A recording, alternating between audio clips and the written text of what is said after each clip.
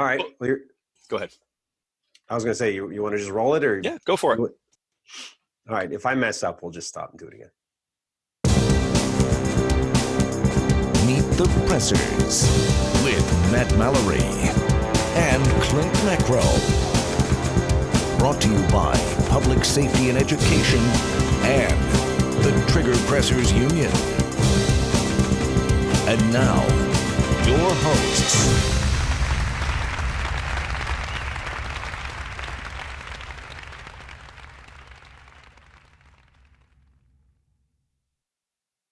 Welcome to Meet the Pressers with Clint Macro and Matt Mallory. Meet the Pressers is a show that's all about self-defense, firearms, gear, gadgets, politics, and political activism. And today we have a very special guest. I just spent some time recently down in Florida with him, Paul Pawela. This episode is brought to you by Mantis. Mantis X helps shooters suck less. Meet the Pressers is sponsored by Next Level Training, Saber Red, Cutting Edge Bullets, the USCCA, McLean Corporation, ASP, Custom Poker Chip Company, Common Sense Self-Defense, and T1 Ammunition. Meet the Pressers is also generously supported by these fine companies, ranges, and our Patreon members. Thank you. Paul has a very long career in law enforcement and firearms instruction, and we're very happy to have you on the show, sir. Why don't you give us a little background on on your current situation, where you work, and on top of that, your background on how you became to be such an influential instructor in the industry. Well, thank you for those kind words. Presently, I am the Director of Law Enforcement Training for the National Associations of Chiefs of Police, which is headquartered in Titusville at the American Police Hall of Fame. I also have my own training company, Assault Counter Tactics. My background is quite lengthy, but I'll try to sum it up for you real quick. In 1980, I was stationed at Fort Bragg, home of the 82nd and Special Forces Command and home of Delta. And right out the gate, I had the opportunity to start training with members of Delta who were plank owners of that. And through that, I went to just about every gun school in the country and did a reverse osmosis of doing law enforcement training while I was in the military. Went to 3 different police academies, was involved in a couple of shootings, both in law enforcement and as a civilian. But what has gained my infamy, if you call it that, is as a civilian, I have 9 documented cases of having to go to guns to stop threats. So that's kind of, as a civilian, I can relate to people in self-defense applications better than most. It's pretty profound. Some would probably say that you're looking for trouble, but then again, trouble's everywhere. So people think that, well, it's not going to happen to me. It's never happened. I mean, you're a perfect case that you weren't looking for trouble. It just, the stuff finds you. So looking at the situations you've been in looking back, and like we've had George Zimmerman on, and you know that's actually one of the things we've talked and collaborated about a lot, because you know George as well. And just thinking of that, like the last question I asked George in the interview was, if there was anything you would have done differently, what would it have been? And his was, I wouldn't have left the house. If he knew what would have transpired that night in the jury of public opinion, he wouldn't have left the house at all that night. Would you have done anything differently, looking back now in hindsight? Well, we could always play, secondhand quarterback after the fact. True. But the bottom line for me is, should you always walk away from a bad situation if it's available to do so? Absolutely correct. There's no doubt in the case of George Zimmerman, there's no doubt, if I'm sure in talking to him, that if he could have avoided that whole situation, he certainly would have.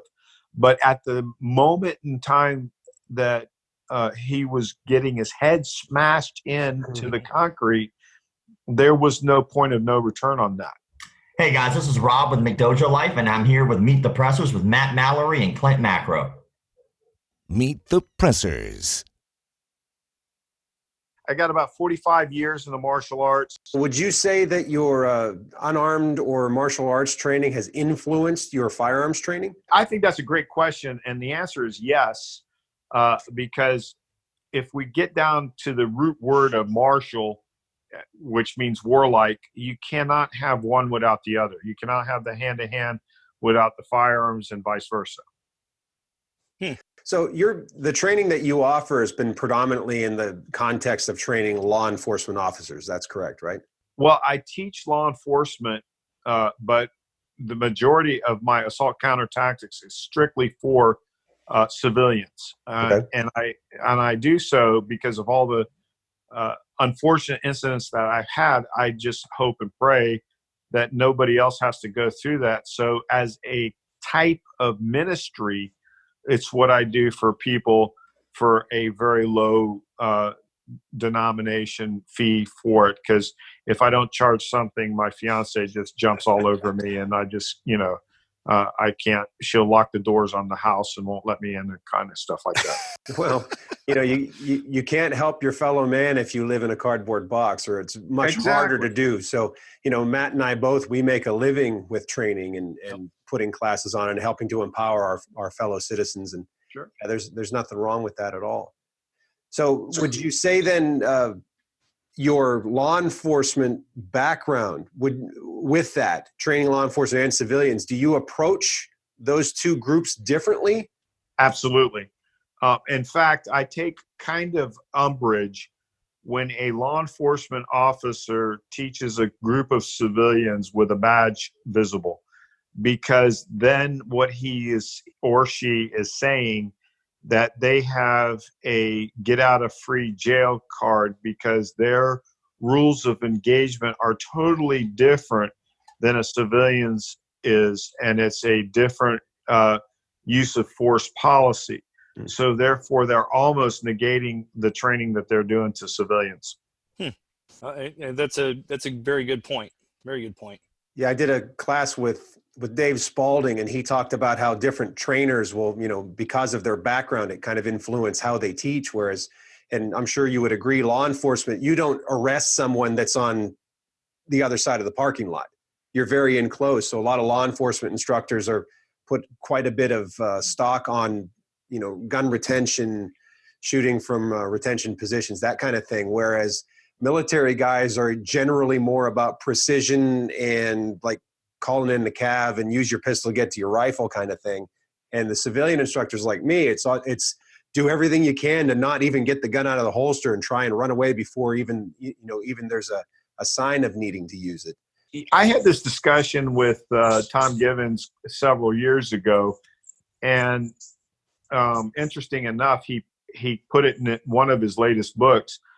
If you think about the military instructors, they're usually doing team tactics. Everything with them is not in individual element at all. It's in team tactics. And if you think about even that kind of goes toward law enforcement as well, because with law enforcement it's contact and cover. So there's somebody watching somebody's back, generally as a rule. For law enforcement, it's 1-on-4. So if you got one bad guy, hopefully you have 4 responding police officers. In a military team, it's between 4, 6, 8 to 12. And those people have night vision. They usually have primary, secondary weapons, flashbangs, grenades, and knives. So with the civilian, at best, he has or she has one gun, one magazine, maybe a backup weapon as a knife, generally is what it usually is. So the whole schematic of training as far as the totality of the circumstances is totally different. And your thought process is, if you can get out of town, get out of town. I think that works tremendously well for the civilian. And absolutely does. there's certain elements that you absolutely have to follow the letter of the law to be justified in what you're doing, not just to survive the deadly force encounter, but as you intellectual men know, you have to survive the legal battles as well. Yeah, that's good. That's a very good point. One of the things that I'll say in my class is to let people kind of sink in their head, because you'll have people say, "Well, good Samaritan, if there's gunshots, I want to save people, I want to help." And I always say that think of 3 people in your life that would be drastic. Their life would drastically change if you were no longer around. You're gone like that. Financially or emotionally, they're devastated because you're not there for them. You owe it to them not to be in that fight. So as a civilian, you should be like, and I'll do a dramatization where I'll stand on the floor and I'll say, gunshots are this way. What do cops do? They run towards it. Gunshots are that way. What should civilians do? This way, right?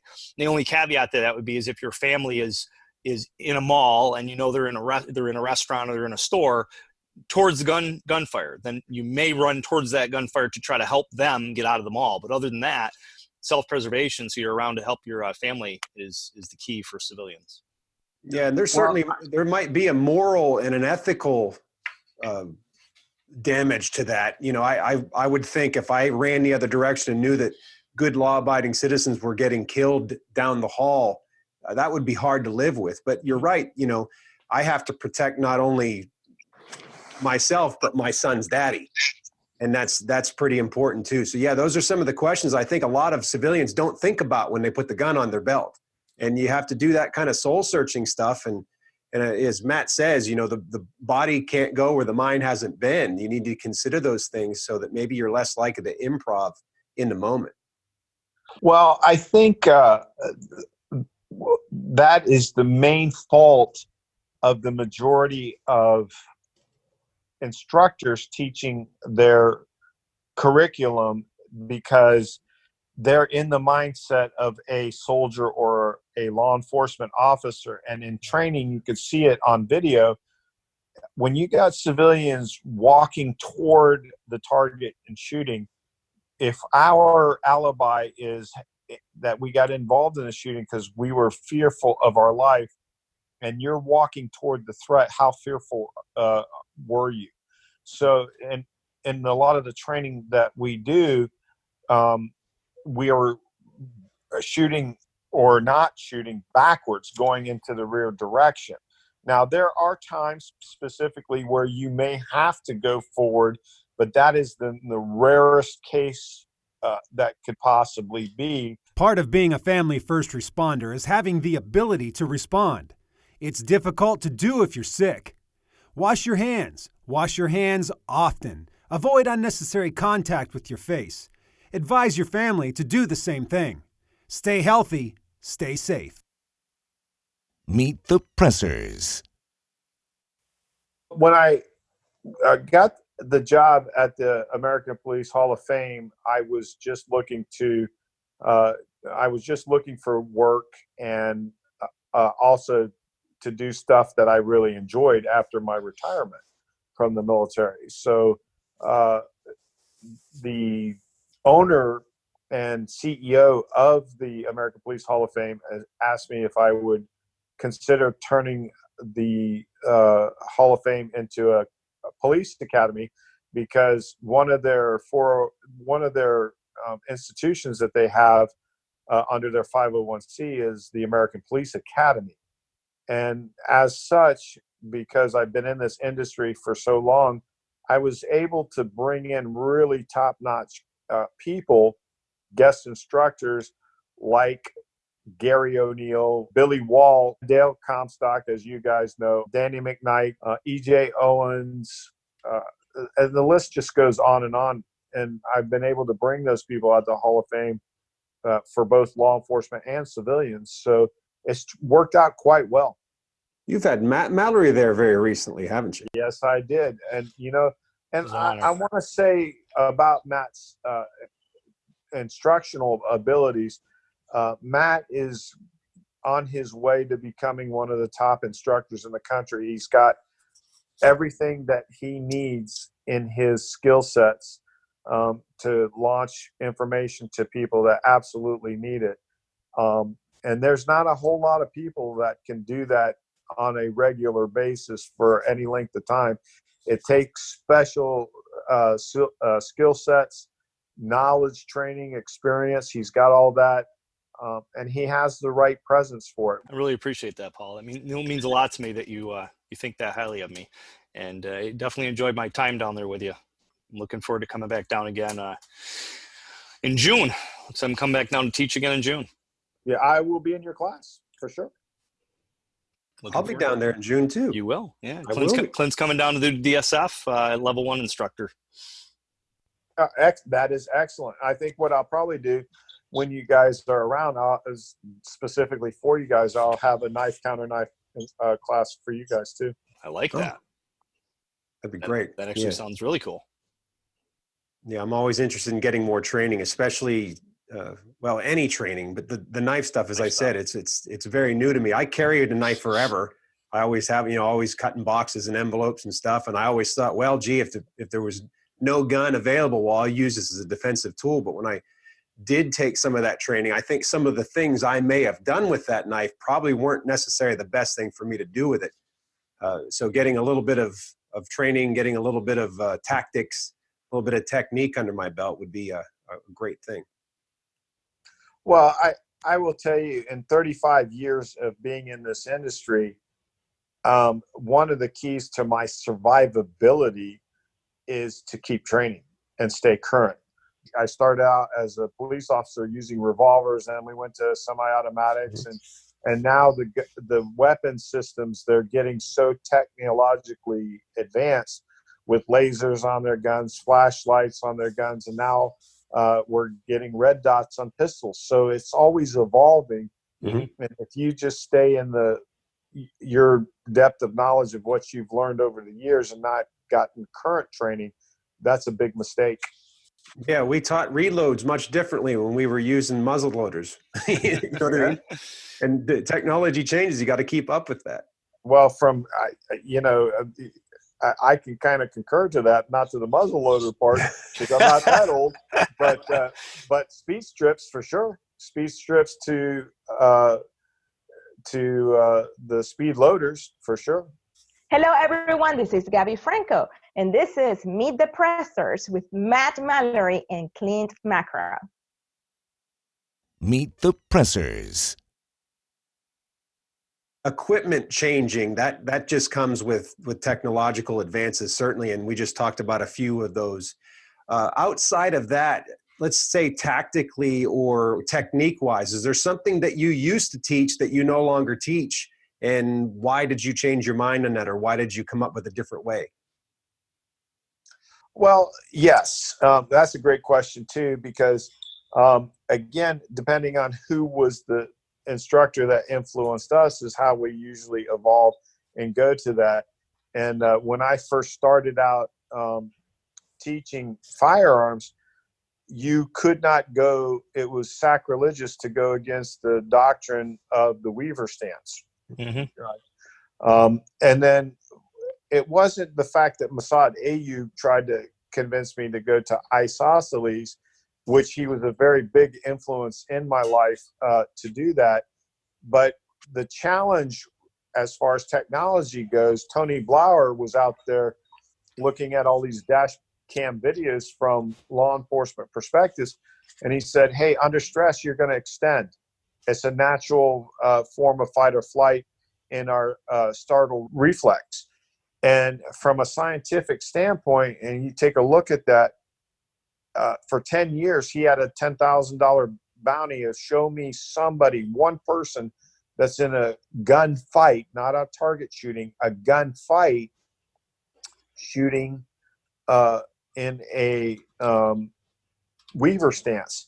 And the interesting thing on the Weaver stance, Jack Weaver, who was a deputy sheriff, did that stance particularly just specifically for competition shooting. And that never gets out there. Right. So I was one of those guys that used to teach the Weaver and now totally go to isosceles, because not only do I have background training in it, but I have real life experience that I can articulate. Now, the other added to that is I go toe to toe with all the Delta guys all the time, but the volume of people that I teach, because in 10 years at the Hall of Fame, 7 years with this drill, I do not teach people to use their sights. I use point index shooting religiously to the vast majority of people that are trying to get basic skill sets for survivability, because I've shown them over and over they can hit a target from 30 feet out just by pointing and indexing to the center of their body and pulling the trigger, and have good quality hits without even worrying about sights. So the only time I use sights is at distance, and if it's up close, I've shot the person's been shot several times in the body, he's not going down, then you got to do headshots. Those are aim shots. But other than that, that is my one big contention versus what other people are teaching.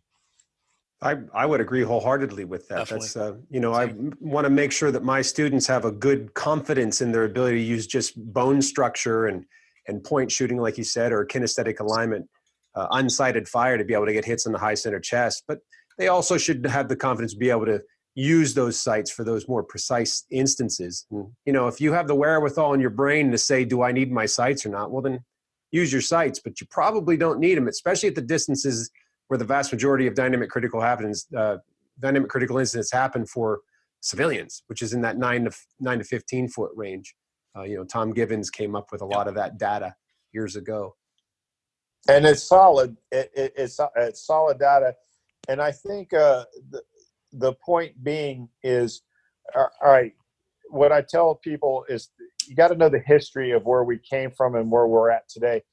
If we're talking about using front sight, rear sight, steady aim, breathe techniques, squeeze the trigger, that comes from rifle marksmanship. And that rifle marksmanship assumes that you have both time and distance. Mm-hmm. Up close and personal, within arm's length, you don't have the time for that. So again, going by the technology that we have in most modern guns that we're carrying today, those guns are capable of shooting a quarter-inch group at 50 feet away. If we can shoot a quarter-inch group at 50 feet away, we'd be world champions. Now, the only thing that I tell people that because the marksmanship comes into play, is everybody wants to shoot these nice dots, nice groups, same round, same hole. And I tell good-looking young men like yourselves, I said, the good thing what that is good to do to be able to is chicks dig it, because it does not serve any other purpose other than that. But if you can hit, and I like to use Larry Vickers' analogy on target shooting, is, okay, the desire is once we go into a gunfight, we practice to shoot 6-inch plates out to 30 feet, and that's standard. But in reality, it's an 8-inch plate that we're shooting. So I like that mentality a lot. I was reading in a book, I forget which one it was, but at one point in time, they actually classified slide lock as a gun malfunction. Were you? Really? Yeah. I guess years and years and years ago, like you never let your gun go to slide lock. And we've seen, especially looking at video evidence, people that are trained, untrained, they're going to slide lock. People generally don't count rounds. And in that civilian context, especially, you don't have the backup to be able to say, hey, Matt, cover me. I'm taking a knee to reload my gun. What's your thoughts on teaching, say, tactical reloads or something like that to a civilian? I rarely teach that because it's hardly ever going to happen. I think the USCCA, I forget the gentleman's name that did the studies with gunfights, but his data was spot on, and I used it in an article. If it's mono on mono, you against somebody else, if it's a life or death fight and it goes to guns, you're probably going to use every round in that gun. If there's multiple opponents, the first guy's getting at least 3 good rounds, and then the next guy is getting a couple, And the third guy, he's probably already split the scene. But I have very rarely ever seen, in fact, the one documented case I have seen where a person went to another gun was Jewel, who was he owned the jewelry shop out in California, but he had multiple guns laying around his shop, and that was after the first incident that he got into. So as a civilian, I find very rare where people are going to go and do a magazine exchange. Now, if they go to slide lock and they got the wherewithal after the incident is done to go ahead and replace and charge that gun to wait in case bad guys show up, that's a good thing. Mm-hmm. But I haven't seen anybody had to go to it's usually a secondary gun that they go to rather than a reload. Yeah, a lot of people carry extra magazines in case the gun has a malfunction. But, as many people as we've run through the range, and I'm sure you would probably, I would guess that you would agree with this, Paul, with a modern gun that's clean and you're using good ammo, like how often do you get malfunctions with the guns? It's pretty rare, not like it once was, I'm sure. So having the ability to put another magazine, like if I got room in my belt, I'm going to carry an extra one because I'd rather have more and not need it than wish I had. Exactly. But if you look at the data on that, for someone to want to have to carry like 10 mags on them or something outrageous like that, unless they're in a law enforcement capacity where they could be in a prolonged gunfight as a citizen, maybe not so much of a thing. Yeah, I think your points are absolutely 100% valid. When we transitioned from revolvers to semi-automatics, everybody was complaining that they were jam-o-matics because no one took into the fact that when you're practicing shooting, they were using ball ammunition. Well, at the time, those guns specifically weren't designed for wad cutters, mm-hmm. and that's where they have their problems with. But as you have stated correctly, technology has come so far into the future that it is a rare occurrence. It's for anything malfunction-wise, it's usually a bad magazine, as you guys know, or somebody's not holding the gun tight enough and causing lip rinsing and causing their own malfunctions. But as far as the weapons go, they're to the point where no, there's going to be no problems with them. Yeah, if you look at a lot of people going from, say, a revolver grip where you're actually not gripping the entire revolver with both hands, you're gripping the entire revolver with your strong hand and then mm-hmm. gripping your other hand with your support hand. And if you run a semi-automatic like that, quite often that gun's moving within the grip. So you do get some of those platform failures, even though you might be behind the gun and getting good bone support behind it. When did the thumbs forward grip start to become more of a prevalent thing? Again, what's interesting to me is usually the competitive shooters do so well that they influence the military and law enforcement communities, and then it becomes the norm. And that is an example of it. And I would give credit to Robbie Latham for that specific technique. That's neat to know. Excellent. Well, thank you again for your time, and we'll look forward to seeing you down there in Florida here in a couple months. All right, guys. Have a good one. God bless. You too. God bless. Bye. We've got a lot of sponsors that make this show possible. Check them out and give them your business. This episode is brought to you by Mantis. Mantis X helps shooters suck less. Meet the Pressers is sponsored by Next Level Training, Saber Red, Cutting Edge Bullets, the USCCA, McLean Corporation, ASP, Custom Poker Chip Company, Common Sense Self-Defense, and T1 Ammunition. Meet the Pressers is also generously supported by these fine companies, ranges, and our Patreon members. Thank you. Thanks for watching the show. Make sure to subscribe, click the little bell, like, comment, follow, and share. And you can also support us on Patreon, host us to teach a course at your location, or come to our location and take a course. Until next time. Adieu. Thank you for watching Meet the Pressers.